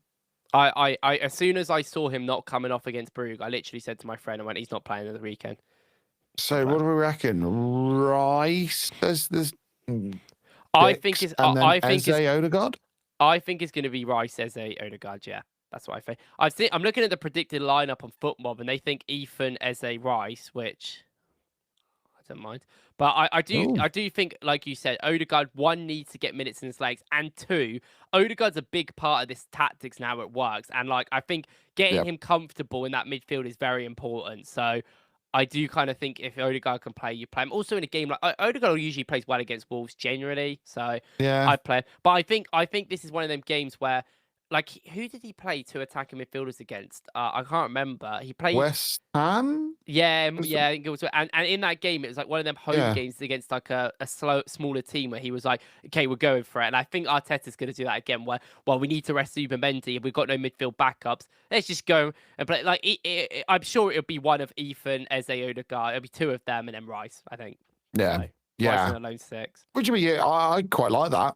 Yeah, we're gonna have loads of the ball, so it'd be calm. I mean, I want Ethan to play, man. They go I was going to say, I was just about to say exactly the same thing. Like him not starting against Club Breach is a piss take because he was so good when he came on, and this guy's just not playing. And I'm sorry, like I think we all forget how good this guy is. Play him in right wing if you have to. I don't even care. Like Ethan is an incredible player. I want to see him more. Yeah. Do you know what George on Cannon Pod was saying on Thursday? Last night. I say that like that was weeks ago or something. Last night, he said about Madueke's ability to kind of shift and shoot, and he was saying, how good that is, and we need that. And I thought to myself at the time, I did put it in. He ignored me. How rude is that? But I think Ethan's got that. the ability to, like, he does it in a different way, and he kind of like moves a lot further. He needs to move the ball, have a couple more touches when he does it. But he's got that in his locker as well. And I love watching Ethan play.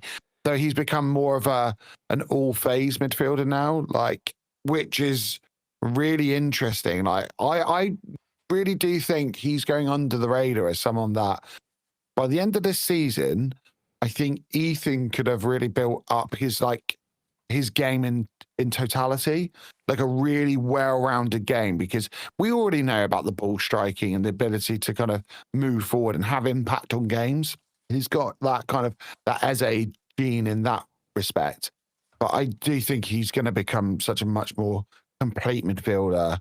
And like, what a brilliant education he's got watching players like Eze, Odegaard, like Saka, like just, yeah, I think he really could come on this season and just kind of go under the radar. And by the end of the season, people are going to go, Jesus, that Ethan Nwaneri is some player. And that goes for Arsenal fans and rival fans, I think. But yeah, he needs more minutes. But I just think, I think it'll be Eze. Like, I think Eze in the left and then Odegaard in the right channel. I think. Yeah, same. I think Ethan maybe Ethan still gets to come on at half time if we're. This Arteta likes keeping the same team like broadly from the start, but then as soon as it's half time, he can take him off. I mean, I will say quickly on Ethan's finishing, shooting. It does annoy me a little bit because I think he's really predictable, because it's clear that he does the same thing on every shot ever.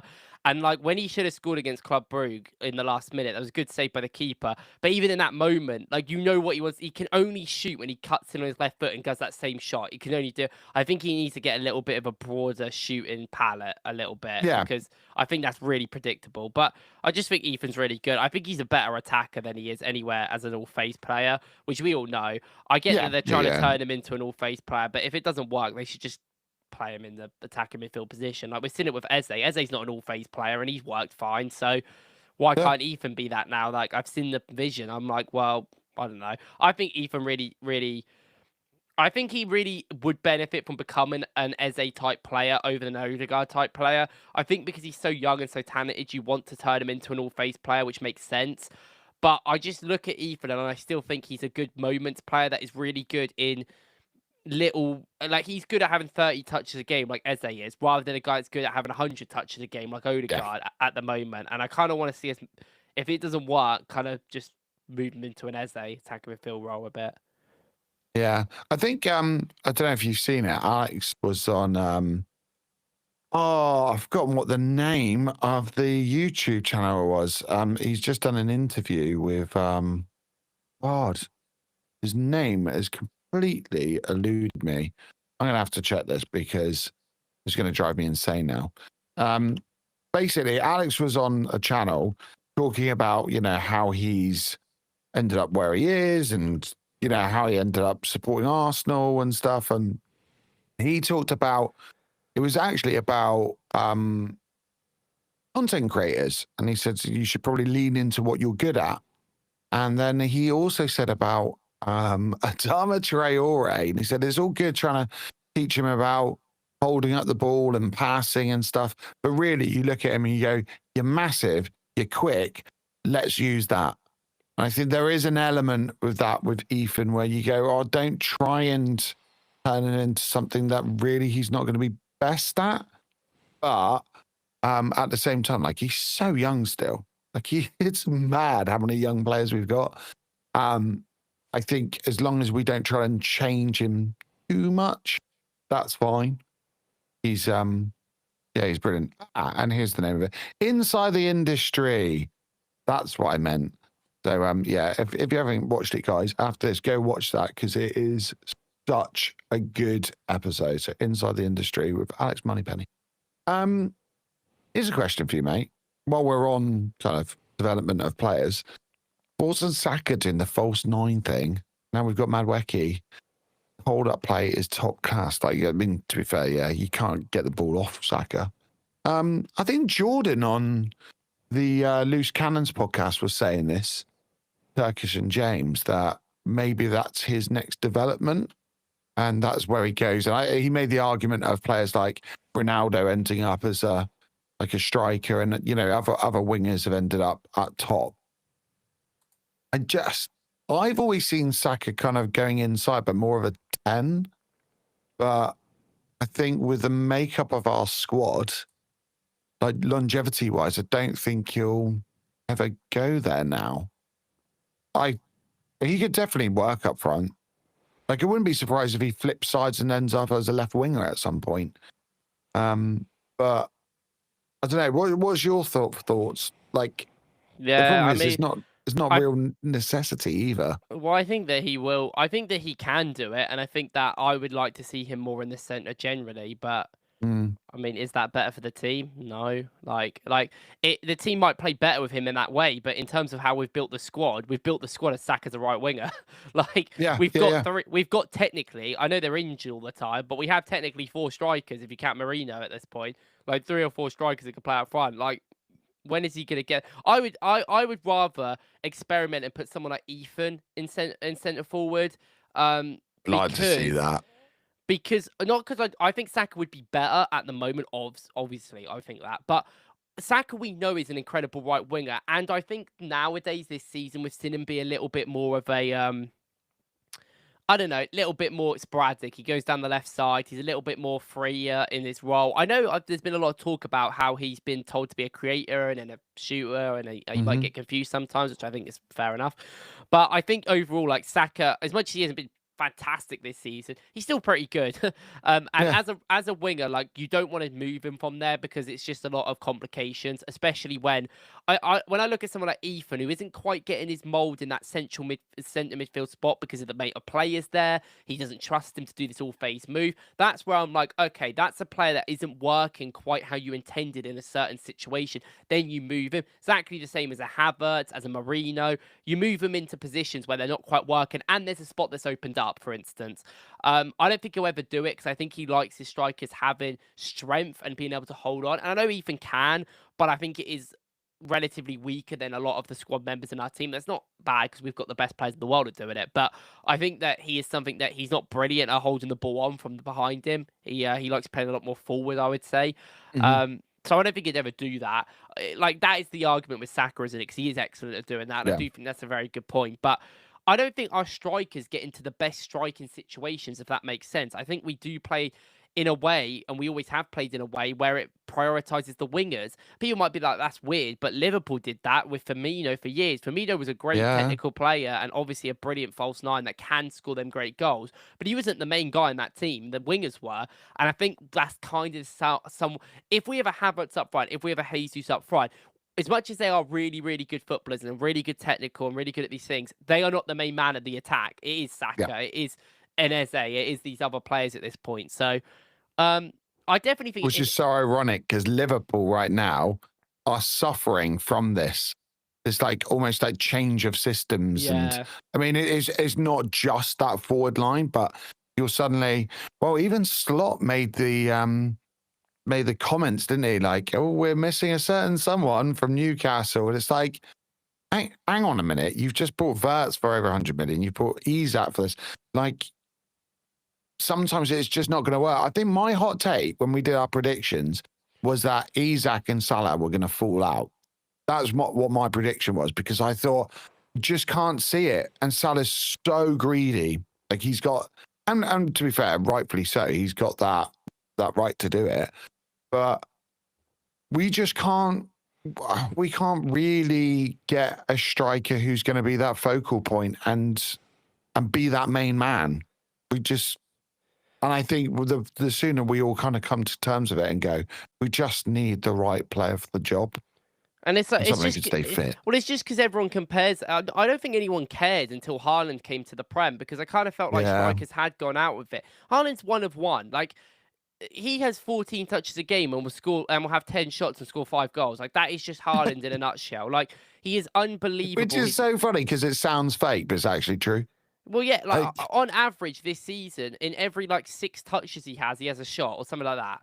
Like he's had one of the least amount of touches in the amount of minutes he's played, and yet he's had the most shots in the league by a mile. It's 15 over anyone else. I think Mateta's second. Like, he is that guy, and the thing is with him, not only is he his movement's the best, one of the best in the world. Not only is he insanely quick, insanely physical, like where he's at that level, like they play in a way where he isn't really in the play, and then he's that guy that's that final third guy there, right there. We can't afford to play like that. We don't have the Yeah. players that play in that way. We never have. And like even City, without people like De Bruyne and without people like Rodri, have found it difficult over the last season and relatively a bit this season to get that to work when games they're not dominating. And like, there's not many other teams that do it. Like Real Madrid's whole system with Mbappe being their striker is they just bait teams in to play a high line and just wait for Mbappe to make a run and play over the top. That's all they do. Like we're not a team that also does that. We don't play ping ball football, which is what I call it, which is that. Or we don't do that. We want control. So having a false nine that can shoot in many ways is the best way to do it, and they just don't really exist. This is why I said Šeško in the summer made more sense, because he might not be the best person at the moment, but he at least has that. He has shown abilities to be deeper and work with players around him. But I mean, if Gabriel Jesus is going to be back, like realistically, Gabriel Jesus is that guy. He is the perfect guy that we want. Yes, he's not the best finisher, and he's going to be frustrated in front of goal. Yes. That's always going to happen. It's going to happen. But if the team are playing better, it's not just him being wasteful. It's the whole team. Like, hopefully we create so many chances that it doesn't matter. And we are creating a lot of chances anyway. But I feel like that's away from Gyökeres. I feel like it's the 10 men in the team are creating chances. I can't argue that Gyökeres wasn't in part of that game. I genuinely thought we were playing 11 versus 10 against Club Brugge. He just wasn't there. And then Jesus came on, and we had this guy that was moving around the pitch, making Martinelli go into better positions, coming deeper, working with the players. And also there is that connection part of it, isn't it? Like we said, like Gyökeres doesn't have it with these players. Everyone gets that connection with Jesus. Like, the thing I was surprised about was the Wineri connection. They've only played like twice or three times together by my memory. And they just seem to get each other. And I think they actually work really well off each other, because they're both players that want to do like a one-touch pass and then run. Like they both both players that want to do that. And I want to see more of that personally. Like, I honestly, I actually give a lot of respect to Gabriel Jesus, because when you think about how much better he was than Gyökeres in the Club Brugge game, he has not played a football game in 11 months. And to come back and do before that, then I mean, it's the accumulation of time. Like, really, it's been like mental. 6 games in like 2 years or something. Yeah, how insane that is, and to play that well in that game against no scrubs at all, to play that well in that moment, I really did think like in that moment. I was like, I watched it, and when I was watching it, I was like, everything I said about Jesus before, about, you know, the injuries are still a big thing, and maybe his fitness and consistency is still going to be a problem. But saying that he's never going to play for Arsenal again, he can't offer anything to the team, was just wrong. When I watched 5 minutes of him on the pitch, I was like, nah, this guy's he's different. been ready for a while. Yeah, like he has been ready for like a month at least, I think, and they've just gone, no, you're just not playing. You're not in the squad. We're not even considering it. And one thing I hope with him, because I would never hang my hopes on him, unfortunately, because of the injury record and stuff. It's just, it is the way it is. And it's probably the most sensible thing for anyone to do, isn't it? And the same with Havertz. And the same with Gyökeres, from what I've seen and the style of football we play. And same with Merino, and the fact that, you know, he's not a natural 9 and he's got some flaws to his game playing up there. But I'm hoping that, say, around January time, wouldn't it be nice if they all got to a point where they're all fit? You got all 4 of those players fit, and we just manage their minutes. So you're just each game chopping and changing. You know, a player's having 10 minutes here. You're having Gyökeres with Havertz at one point, or Jesus. They're just all ticking over slowly. And then that might be our way of getting to the title, where you don't really have one player that plays the majority of the minutes. You just have all of them chipping in, and one player probably have, you know, and naturally more minutes in total. But I think that's the best way to get the best out of Jesus.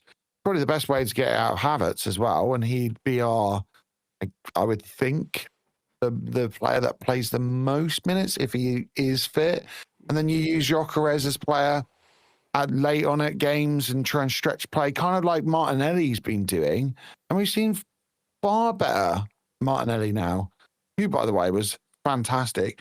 And who would have thought in the Champions League, Martinelli's pretty good. Well, yeah, when you give him the space. I mean, a lot of people didn't like his first half. I did think he struggled a bit, but I mean, I Yeah, thought the first half. I actually but don't think then Arsenal played particularly well in this game. We gave away 18 shots to Club Brugge, but it makes sense given the defense we had, and the midfield was tired. But like, yeah, it was funny because that was we scored some incredible goals. And finally, we've been wasteful in the league, and then we're going to score absolute hoops in the Champions League. But Martinelli just has that confidence in the Champions League. He has that form. He has that space. I did think in the second half he just had his fullback on toast every single time, yeah, just going past him over and over and over again. I felt like when Jesus came on, we saw Martinelli in the middle. It gave space to Jesus. I really liked that. And as much as Martinelli didn't get the ball in them situations, I still liked it. I still thought that's a good way of using them, which is one of the big reasons that I want Jesus to be back in the team. And like, I don't know if Martinelli's going to play. I guess he would. I don't think Trossard's going to be risked against Wolves. He might be on the bench. Maybe he is. Maybe they'll start Trossard. I don't know. But I don't know if they're going to play Martinelli because he did play the entire game. So I don't know what we're going to do with his left-hand side. Maybe. Imagine he goes like Waneri, Odegaard, Eze. I know and then that's Eze out on the left. doesn't make much sense though, because then I don't know who they're both left footers, so I don't know. It'd be a bit complicated of how it would work. But I think that Waneri goes out to the right side. Odegaard comes to the left. Yeah, he could and do. then, Yeah, that is true. And That Eze could... plays out on the left wing. I feel like he's just gonna play Martinelli at left wing. It'd be so boring. Yeah. Because like I don't think Martinelli against a low block is a good idea. Like genuinely, I think we all know he's just not that guy. And I think when Ben White plays though, we saw a big incentive of him coming into the center a bit more. So maybe that's something. Maybe that's a plan. So let's go through. So we said Raya, and then Miles out left back, Nketiah left centre back, Timber right centre back, because we're assuming he's coming back in the team, and then Ben White right back. Declan Rice as the kind of more of a six, with, I'm guessing it's going to be Eze and Odegaard. Yeah? Yeah, that's what I would say right now. Saka right wing, left wing. He could put Madueke there, I guess. Oh, I didn't even think about that. Yeah, I only just realised, like, I guess he could just put Madueke out there. Maybe. Yeah, and that wouldn't surprise me at all, actually. Yeah, that wouldn't surprise me, yeah. I'm thinking that might be what he does, actually. Especially because he played so well in the week. Yeah, and then because Martinelli's just come back as well. Trossard's it. Yeah, that makes sense. And then at the top, I think Gyökeres plays again. I think so as well, yeah. Yeah, I think. And to be fair, although the last two performances have not been good, and we have just been saying, he's not going to be that guy, I think he's shown that when he's had some, string of games that he's done okay. And if we can't play him against Wolves, then I think that's pretty damning, isn't it? When you go, okay, you're fit, we've brought you in. Sorry, we're playing the guy that's been out for essentially 2 years. But yeah, I think Victor Gyökeres has to play there. And he's going to be surrounded by more players who, in like Odegaard and Eze, probably be able to find him a little bit more. So that'd be interesting. But wait and see. If it doesn't, like, if he's playing bad again, if we're like struggling, then just bring him off at half time and bring Jesus on. Like we've got that option now. Like I'm not.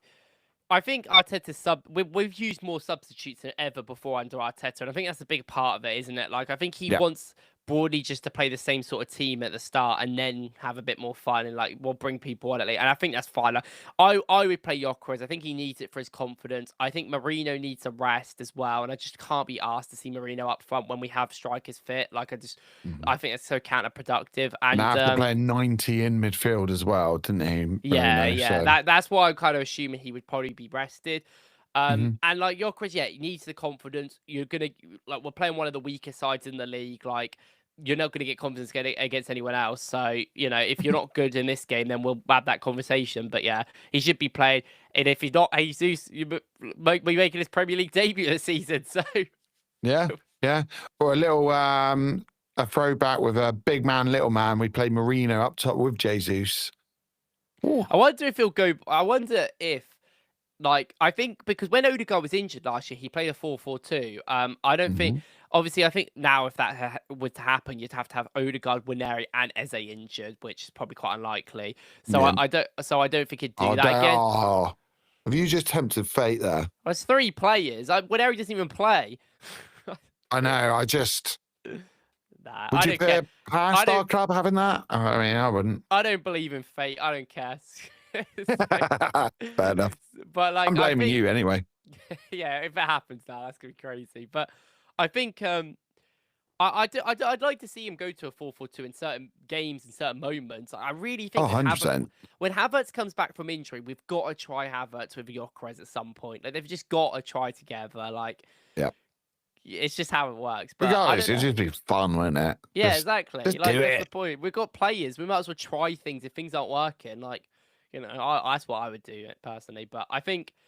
Yeah, I think we kind of know. This is the first time I think we kind of know the squad that Arsenal's going to play. Arteta's going to play in the Prem because he basically has choreographed it with the Club Brugge game. Unless he just goes crazy, so plays Mendy. But I do think he has played the 90-minute games. Ah, I think Odegaard's the only player that played 90 minutes who will play on the weekend. And Martinelli did play 90 and Madueke came off, didn't he? So that also might be a thing. yes. Yeah. Might be a thing Yeah. as well. Cool. There we have it. you go. Prediction, mate. Score prediction. 2-0. Oh, People are like something bigger. 6-0, but we always win like 2-0 every game. Yeah, I know. As soon as we go 2-0 up, we just I'm part going the bus. 5-0.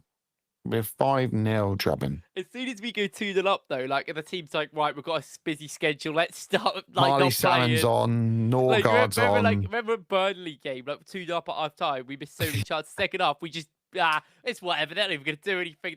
No way. If someone told me anything that happened in that second half, I can't even remember. Like, I wish nothing happened. Like, just whatever. No, it is what it is, isn't it? Marley Salmon Premier League debut. That's what I hope. Yes.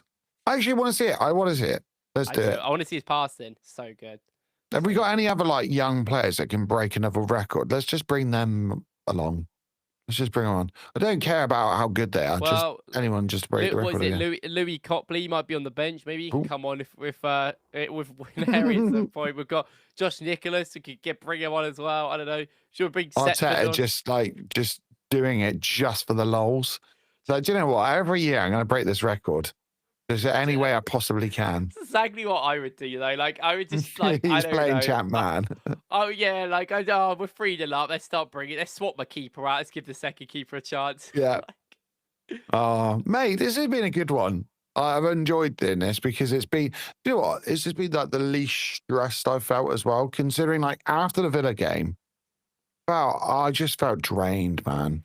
Like I felt like I'd been playing the minutes that the players have been playing, which is so stupid because we're like top of the league, regardless of which league you're talking about, Champions League or Premier League. Like it's all good, but that Villa game really just made me feel like, oh, I need a rest. It is Like, crazy we've won 6 out of 6 in the Champions League. Like, that is like we can literally just go to win that and just like, I don't know, not even try and lose and then beat Carrot and win and come first. Like, it's crazy. Yeah, man.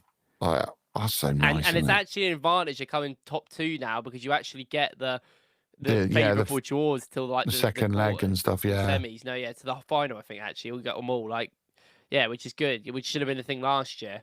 Team coming 16th for getting the favourable ties. The forethinking of that is so stupid, isn't it? Well, it's just the same with anything.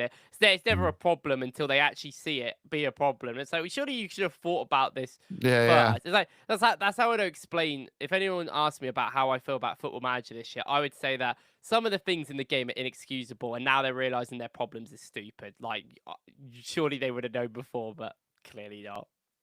Better late than never, I guess.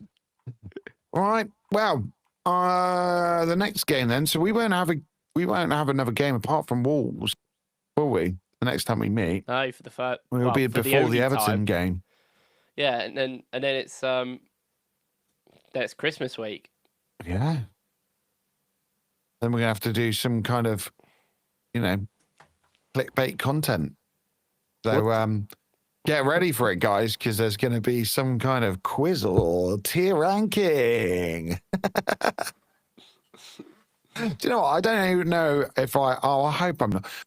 I did the Canon podcast quiz last Christmas, and I got a text on Christmas Day from Alex going, "Mate, can you sort out a quiz and run it?" I'm like, oh, "Yeah, no worries, no worries." Like kids running around, and I'm just sat there going, "How am I going to do a question about Wheel Tour? How do I do a question about That's Silver so and World fast. Tour?"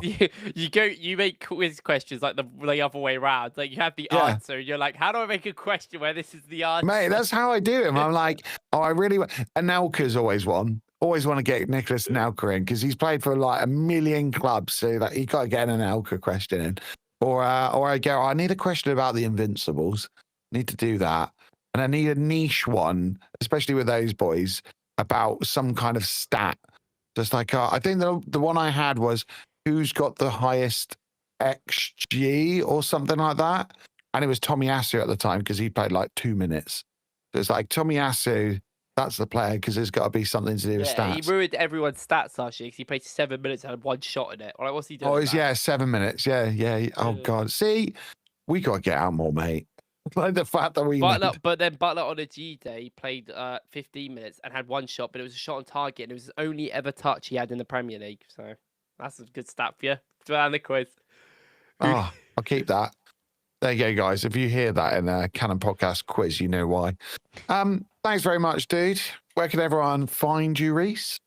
Wokkles Football, all the other ones. We'll see what happens in the new year. We'll see what changes we make to the channel. That's all I say. Oh, all right. You can tell me after. And you can catch me on the Interaction on the Canon podcast channel, not on my channel this week. So 10 o'clock on Sunday. It is Sunday, isn't it? Oh, a nice late reaction before I've got work the next morning. Lovely. So you can catch me there, and I'll most likely put out another video On preview Saturday. of the Everton game. Pardon? It's Saturday. Is it? Is it actually Saturday? Is the game tomorrow? Yeah. I am so glad you said that because I would have missed the match. He's just gonna miss everything.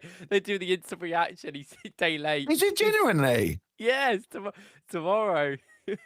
Jesus, it is, yeah. How bad is that? My calendar, nothing on it, just says mobility, and then it's just got the Arsenal fixture. Oh, geez. Okay. Wow. I'm glad you said we've that. got Cheers, two mate. 8 p.m. Saturday kickoffs in a row. Oh my god, worst Yeah, I knew time it was ever. 8 p.m. and a 10 p.m. thing, Worst but time I to have a thought, game I don't know ever. why I thought it was a Saturday game. I honestly might not even be like functional by that point, so I don't even know if we were playing like a good game, like I probably would have been like, right, let's focus, but like low key it's Wolves, so I'm probably not going to pay much attention. I'm going to have to. I'll be there making notes, thinking about counter pressing. Lovely. I don't know who I'm doing it with either, so I just got the monkey off my back with George, so hopefully we do get a win, because otherwise, if we lose and I'm doing an instant reaction with George, well, it would be generational. It's going to be scenes. I'm going to lose my head. I'm just going to be throwing a tantrum going, I'm never doing an instant reaction with you again, George. So if we do lose, tune in, because it could be good fun. Right, guys. Thanks very much for tuning in. Don't forget to like and subscribe and hype the video, because apparently that's the thing these days. We will see you next Friday at 8:30 to 8:45. Catch you next one. Cheers now.